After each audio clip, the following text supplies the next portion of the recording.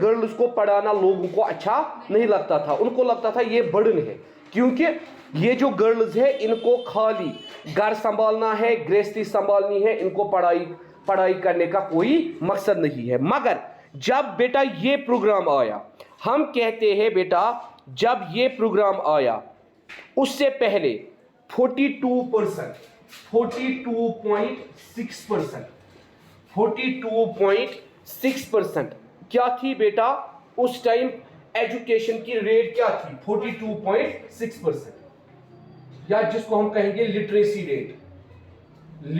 Rate. उसके बाद बेटा हम कहते हैं यही लिटरेसी रेट कितनी बड़ी बेटा? 80.7%। 80.7%। ये कब थी? 1950 to 51। ये कब हुई? 1997 to 1998। ठीक है बेटा। तो एनरोलमेंट क्या हो गई बेटा? एनरोलमेंट डबल हो गई। एनरोलमेंट क्या हो गई बेटा? डबल हो गई। और बेटा हम कहते हैं कुछ स्टेट्स जहां पे बेटा क्या था, जहां पे बहुत ही कम लिटरेसी थी, जैसे UP,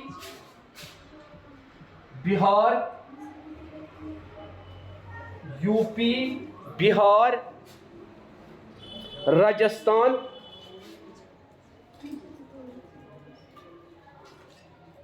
Haryana and Jammu and Kashmir. यहां की लिटरेसी रेट बहुत कम थी, मगर इस प्रोग्राम की वजह से इन स्टेट्स की भी लिटरेसी रेट क्या हो गई? इंक्रीज। लिटरेसी रेट बेटा क्या हो गई? इंक्रीज। कब? जब बेटा क्या आया? Universalisation of elementary education. और बेटा हम कहते हैं जो गर्ल्स का रेशो था बेटा वो था 5.4 मिलियन। 5.4 मिलियन कब? 1950 to 51। 5.4 मिलियन। ठीक है बेटा। मगर जब बेटा यूनिवर्सलाइजेशन ऑफ एलिमेंट्री एजुकेशन हो गई, ये बेटा बन गया 15.87 मिलियन।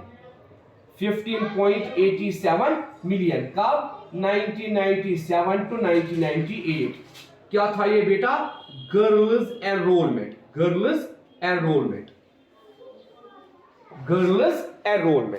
क्योंकि बेटा यूनिवर्सल ऑफ एनरोलमेंट का मतलब ही क्या था? सारे बच्चों को स्कूल्स में आप एडमिशन करो, सारे बच्चों को, कोई भी बच्चा छूटना नहीं चाहिए।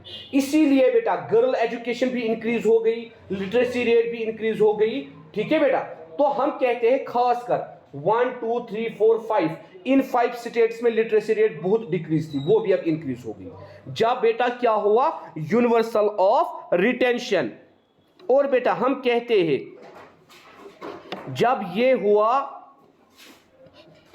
तो इसके बाद बेटा गर्ल्स, खाली गर्ल्स का 43.2%।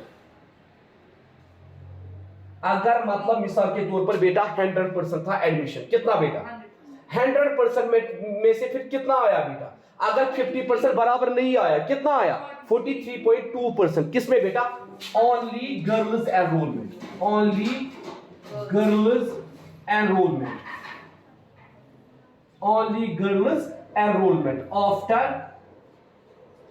After universalisation of elementary education.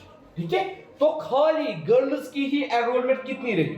अगर 100% हम कहेंगे एडमिशन हुए, 43.2% किनके एडमिशन हुए? गर्ल्स के। मतलब गर्ल एजुकेशन को भी बेटा इससे क्या मिली? इंपॉर्टेंस मिली।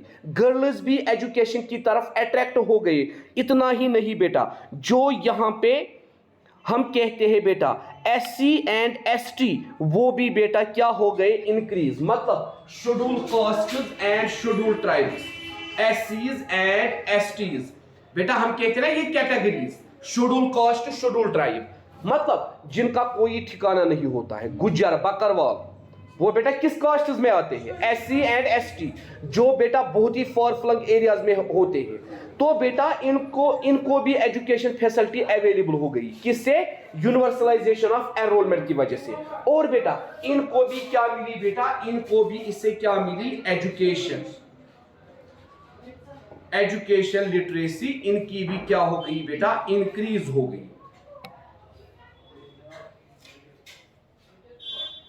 इंक्रीज हो गई। उसके बाद अगर हम बात करेंगे यूनिवर्सल ऑफ रिटेंशन, तीसरा वाला, मैंने आपको कहा 3 कंपोनेंट्स थी। Universal of retention, universal of retention, इसका मतलब क्या है?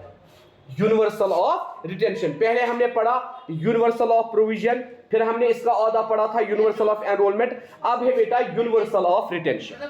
हाँ, फेल ही नहीं बेटा, मतलब आपको भी मालूम है चाहे प्राइवेट स्कूल से चाहे गवर्नमेंट स्कूल से, आप 5 दिन नहीं जाते हो विदाउट लीव, विदाउट परमिशन, मतलब आपने स्कूल वालों को नहीं बोला होता है मेरी क्या प्रॉब्लम है, 5 दिन से आप स्कूल नहीं गए, 7 दिन से आप स्कूल नहीं गए, 8th दिन आप जाते हो, come to principal's office and give explanation, struck off हो गए हो। क्यों? एक होता है फेल पे, बाकी होता है बेटा इनका कोर्स कंप्लीट करने दो, इनको मत निकालो, इनको मत स्ट्रिक ऑफ करो, ठीक है बेटा। तो हम कहते हैं by universalisation of retention we mean by universalisation of retention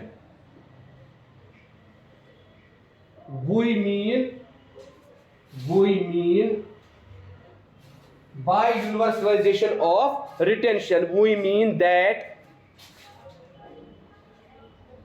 once a child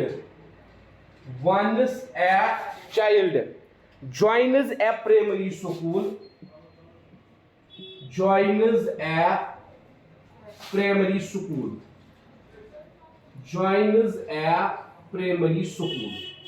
एक बार जब किसी बच्चे ने ज्वाइन किया प्राइमरी स्कूल, ही या she should remain there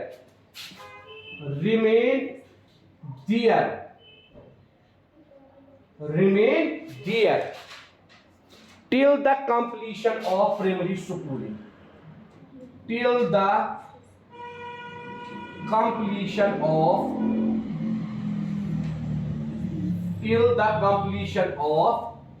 primary schooling। कब तक रहना है? till the completion of primary schooling, जब तक उसकी प्राइमरी स्कूलिंग क्या नहीं होगी? कंप्लीट। अब क्या हुआ? if the child leaves the school, if the child leaves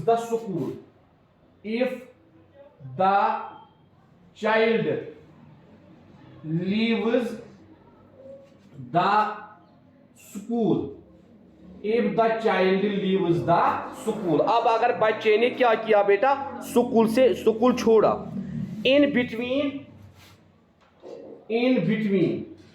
मतलब प्राइमरी एजुकेशन कंप्लीट करने से पहले, in between 3rd class, 2nd class, 4th class, the area of universalization stands defeated. The area of universalization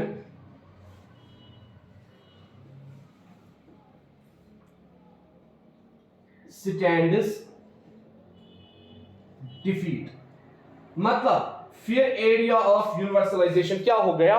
fail हो गया। हमें ऐसे बच्चों को अट्रैक्ट करना है एजुकेशन की तरफ, हर कोई बच्चा प्राइमरी एजुकेशन पूरी करना चाहिए। अब बेटा क्यों बच्चे छोड़ने पे मजबूर होते हैं? क्यों हम उनको रिटेन करवाते हैं? या तो बेटा हम उनकी खामियों को इतना उछालते हैं, स्ट्रेस डालते हैं, मतलब हमारे क्लास में 10 बच्चे हैं, सारे फर्स्ट पोजीशन होल्डर्स नहीं है, सारे इंटेलिजेंट्स नहीं है, आधे बच्चे बेचारे एवरेज भी हो सकते हैं, तो उनको अप्रिशिएट करना है, मगर हम उनको क्लास में बेटा इंसल्ट करते हैं जिसकी वजह से वो भागने पे मजबूर हो जाते हैं। या हम क्या काम करते हैं बेटा? हम उनको फीस पे निकालते हैं या हम उनको बाकी चीज़ों पे निकालते हैं, एग्ज़ाम पे निकालते हैं। तो इसीलिए इन्होंने कहा था यूनिवर्सल ऑफ रिटेंशन हमें बेटा करना है, ताकि कोई भी बेटा स्कूल ना छोड़े। हम कहते हैं बेटा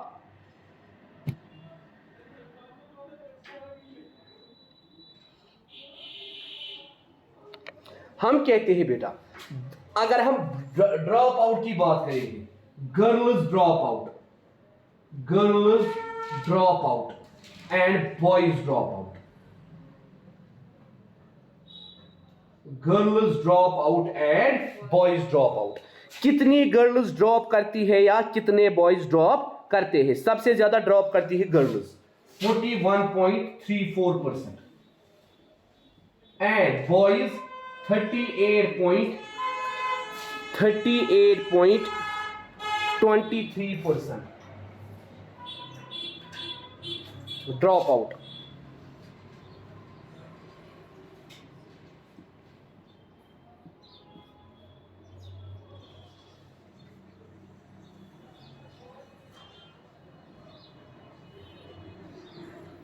और बेटा यही जब बेटा ड्रॉप आउट होता है, ये किसको जन्म देता है? It gives birth to wastage and stagnation.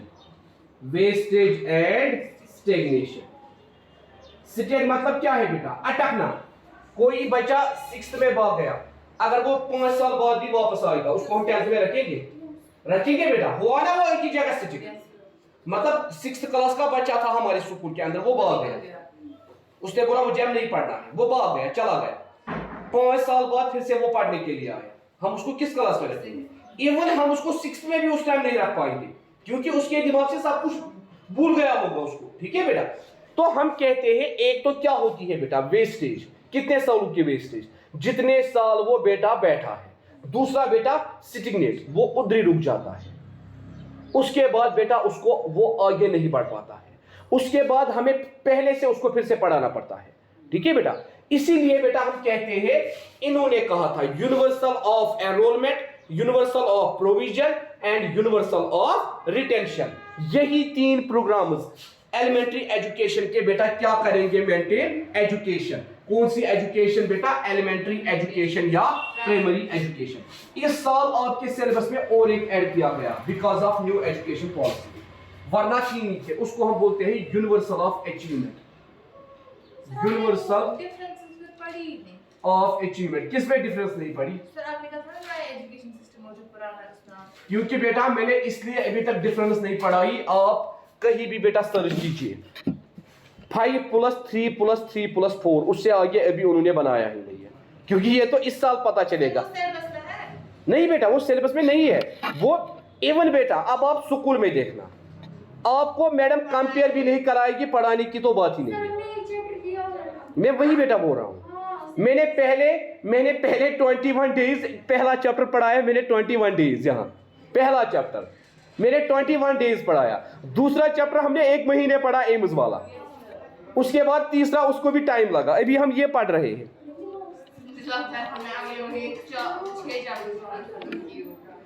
ठीक है बेटा? Universal of achievement, universal of. अब हम बेटा अचीवमेंट कैसे करेंगे? यूनिवर्सली हम इस एजुकेशन को कैसे आगे बढ़ाएंगे? Universal of achievement. गवर्नमेंट ने बेटा कहा क्या? अगर हमें अचीव करना है प्राइमरी एजुकेशन को, अगर हमें क्या करना है बेटा? The level of academic achievement, the level of academic achievement, the level of academic achievement. हमें कैसे पता चलेगी लेवल? किसकी level? Academic achievement, academic achievement of primary education, of primary education, of primary education. तो बेटा प्राइमरी एजुकेशन के regarding हमें कैसे पता चलेगी अचीवमेंट? इसीलिए बेटा गवर्नमेंट ने क्या किया है? उन्होंने बेटा क्या किया है? Primary education is indicated by a baseline, is indicated by a baseline. उन्होंने बेटा इंडिकेट की है एक बेस लाइन. क्या की है बेटा? इंडिकेट एक base line survey, base line survey carried out by जिसको बेटा किसने कैरी किया है? आउट बाय या कैरिड आउट अंडर डिस्ट्रिक्ट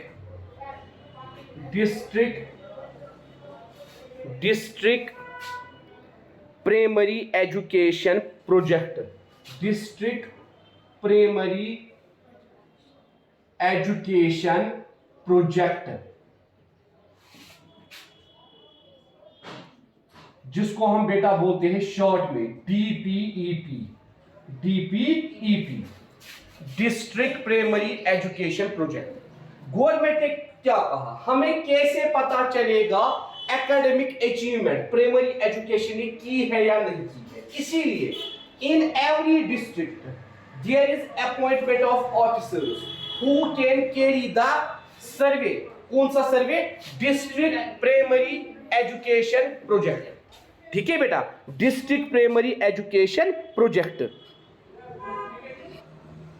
और बेटा इसको खाली उन्हीं स्टेट्स के लिए नहीं किया गया जो एजुकेशन में आगे है, बल्कि उन स्टेट्स के लिए भी किया गया है जो एजुकेशन में आगे नहीं है. जैसे इसको सबसे पहले फॉलो किया किसने? इसको सबसे पहले किया फॉलो केरला ने, केरला डिस्ट्रिक्ट ने. ठीक है बेटा, किसने? केरला डिस्ट्रिक्ट ने इसको सबसे पहले क्या किया? फॉलो किया. केरला के बाद इसको महाराष्ट्र ने फॉलो किया. महाराष्ट्र ने फॉलो किया.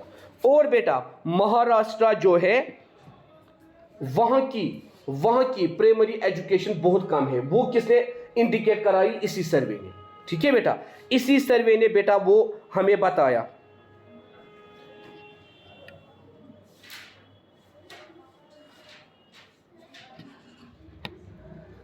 और बेटा दूसरा प्रोग्राम बनाया गया ये जानने के लिए 1991 में और एक प्रोग्राम बनाया गया. किसके लिए? यूनिवर्सल ऑफ अचीवमेंट के लिए. मतलब हमें कैसे पता चलेगा अचीवमेंट? एक तो हमें किससे पता चला? District Primary Education Project DPEP. दूसरा बेटा 1991 में और एक इनिशिएटिव लिया गया ये जानने के लिए प्राइमरी एजुकेशन जो है उसने कितनी अचीवमेंट की है. उसका नाम रखा गया है बेटा minimal level of learning. Minimal level of learning. Minimal level of learning bracket में MLLS.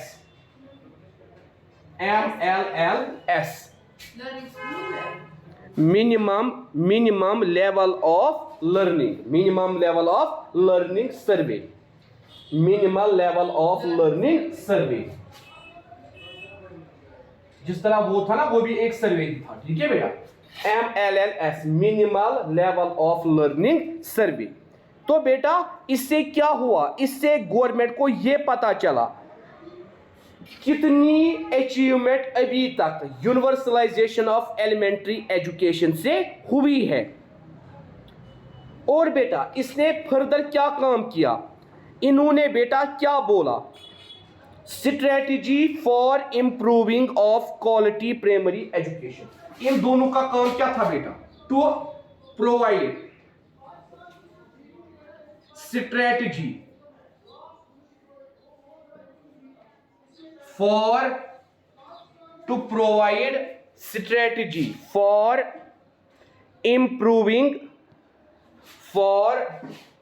improvement of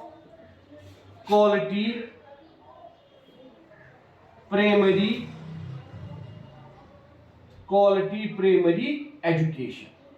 Strategy for improvement of quality primary education. ठीक है बेटा, इन दोनों ने मिनिमम लेवल ऑफ लर्निंग ने भी और इसमें भी, क्योंकि ये दोनों किसके अंदर आते हैं, यूनिवर्सल ऑफ अचीवमेंट के अंदर। इनका मेन मकसद क्या था, क्या प्रोवाइड करना, वो स्ट्रेटजी जिससे हम इंप्रूव कर सके प्राइमरी एजुकेशन को। इसीलिए बेटा हम कहते हैं यूनिवर्सल ऑफ अचीवमेंट।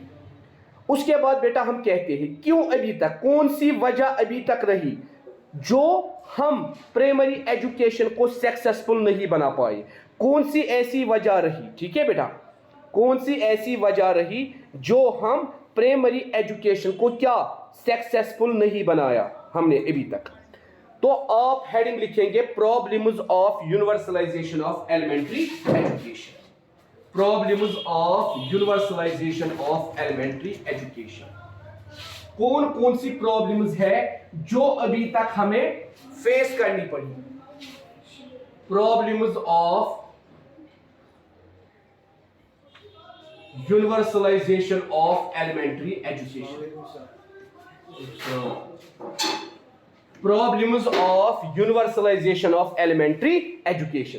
तो बेटा कौन सी वजह रही, क्यों अभी तक हमने universalisation of elementary education achieve नहीं की। अगर अचीवमेंट हुई भी थोड़ी सी, मगर पूरा अचीव हम नहीं कर पाए। कौन सी ऐसी वजूहात है जिन्होंने हमें यूनिवर्सलाइजेशन ऑफ एलिमेंट्री एजुकेशन होने नहीं दिया। आज भी आप देख रहे हो, एक तो बेटा बाहर के बच्चे और यहाँ के भी बहुत सारे बच्चे भीख मांगते हैं, स्कूल नहीं जाते हैं।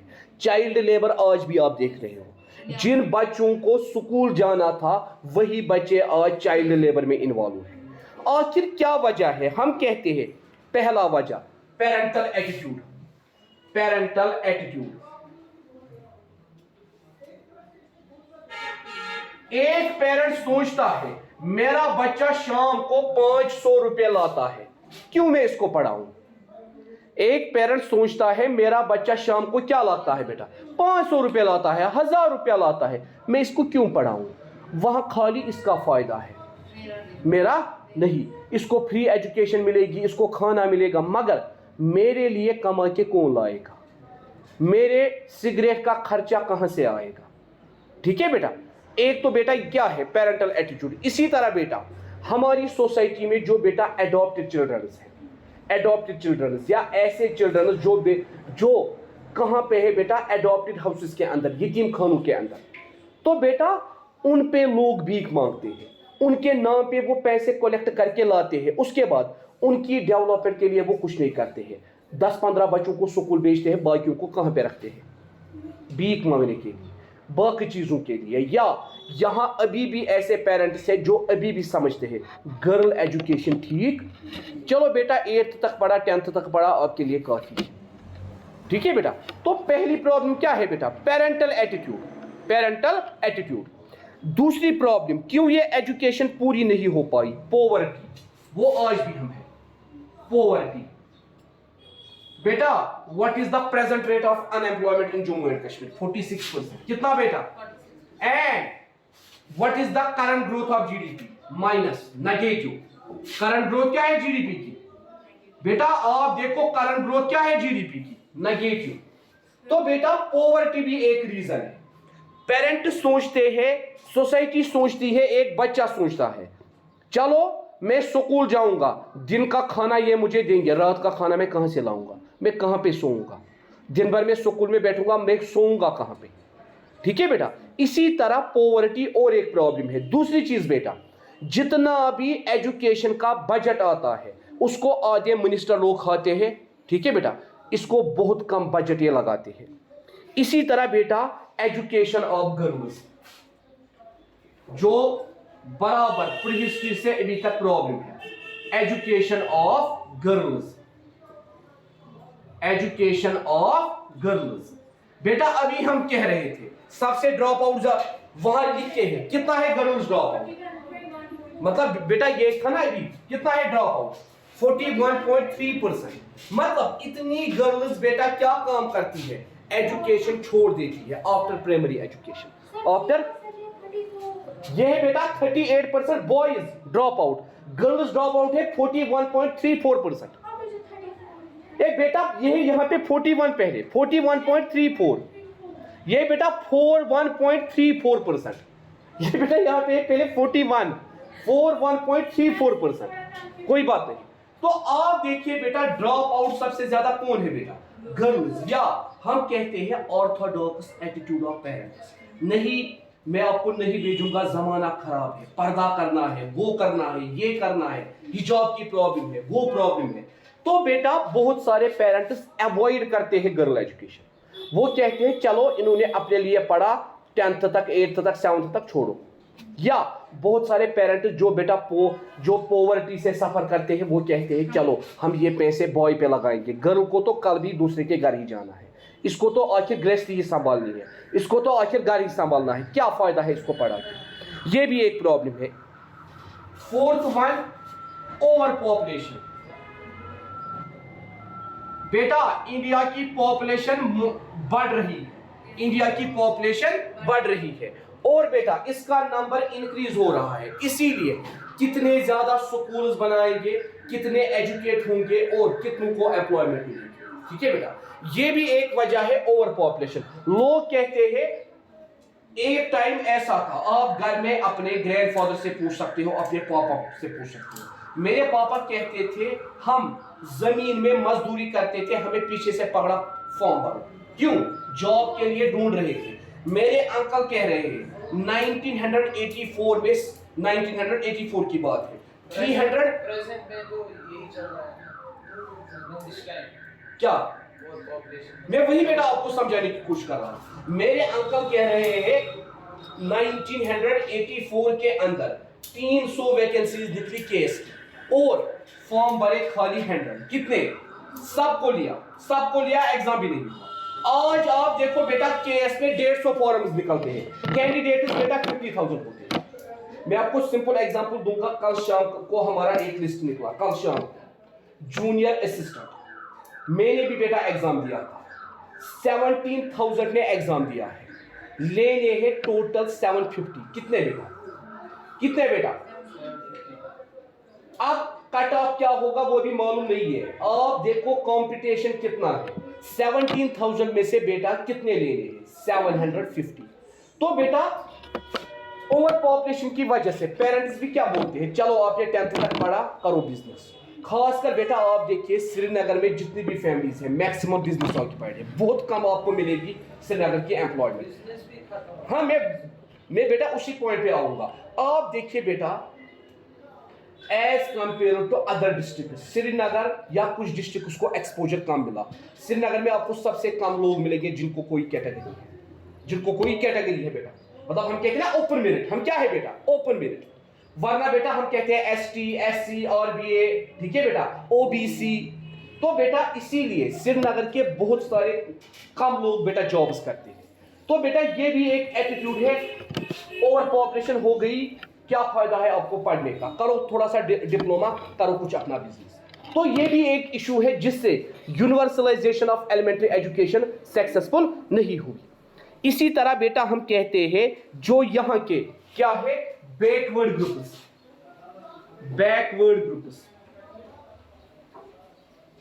या बेटा शेड्यूल कास्ट्स, बैकवर्ड ग्रुप्स या बेटा शेड्यूल कास्ट्स, वो बेटा फॉर फ्लंग एरियाज में रहते हैं, जहां पे बेटा एजुकेशन उनको बहुत कम मिलती है। ठीक है बेटा, तो अभी हमने कहा इनकी एजुकेशन कैसे बढ़ी थी। अभी मैंने एग्जांपल में आपको कहा, जब हम पढ़ रहे थे यूनिवर्सल ऑफ रिटर्न, ये ना यूनिवर्सल ऑफ एनरोलमेंट, मैंने आपको कहा जब यूनिवर्सलाइजेशन ऑफ एलिमेंट्री एजुकेशन हुई तब जाके इनकी लिटरेसी रेट क्या हुई बेटा, इंक्रीज हुई। इसी तरह बेटा हम कहते हैं प्रॉब्लम ऑफ एक्सपेंशन,